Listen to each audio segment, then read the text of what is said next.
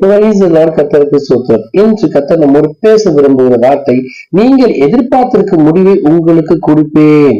ஆமேன். கர்த்தர் சொல்றாங்க, எந்த காரியத்தை நீங்க எதிர்பார்த்து காத்திருக்கீங்களோ, அது கோர்ட்டு கேஸா இருக்கலாம், வர வேண்டிய நியாயமான ஆசீர்வாதமா இருக்கலாம், பிள்ளையோட படிப்பு காரியமா இருக்கலாம், ஊதிய காரியமா இருக்கலாம், இல்ல உடல் ஆரோக்கியமா இருக்கலாம், நெடுநாளாய் வேண்டிய ஆசீர்வாதத்தை காத்திருக்கலாம். அந்த காரியத்துல மங்கள காரியத்தை எதுக்காக நீ காத்திருந்தாலும் அந்த காரியத்தை சமாதானமா முடிப்பேன்னு கர்த்தர் சொல்றாங்க. நீங்கள் எதிர்பார்க்கிற முடிவை உங்களுக்கு கொடுக்கும்படிக்கு நான் உங்கள் பேர் நினைத்திருக்கும் நினைவுகளை அறிவேன் என்று கர்த்தர் சொல்லுகிறார். அவைகள் தீமைக்கல்ல, சமாதானத்துக்கு ஏதுவான நினைவுகளே. கர்த்தர் உங்களை பத்தி எப்படி நினைச்சிட்டே இருக்காங்க, இஸ்ரேல் ஆசீர்வாதி கர்த்தருக்கு பிரியும் சொல்லிருக்காரு இல்லையா? உங்களுக்கு உங்களை ஆசீர்வதித்து உங்க சமாதானத்துக்கு ஏதாவது முடிவு கொண்டு நடத்த முடியாத ஆரம்பம் அர்த்தமா இருந்தாலும் முடிவு சம்பூர்ணமா வசதிக்காக முடிவை கர்த்தர் நிச்சயமா சமாதானமா செய்வாரு. நெடுநாளாய் காத்திருப்பது இதயத்தை கிடைக்கப்படும், விரும்பும் ஜீவ வசதிக்காக எந்த காரியத்துல நீ நெடுநாளா காத்திருக்கீங்களோ அந்த காரியங்களுக்கு கர்த்தர் ஒரு சுமூகமான சமாதான முடிவை கர்த்தர் இன்றைக்கு தருவாரு.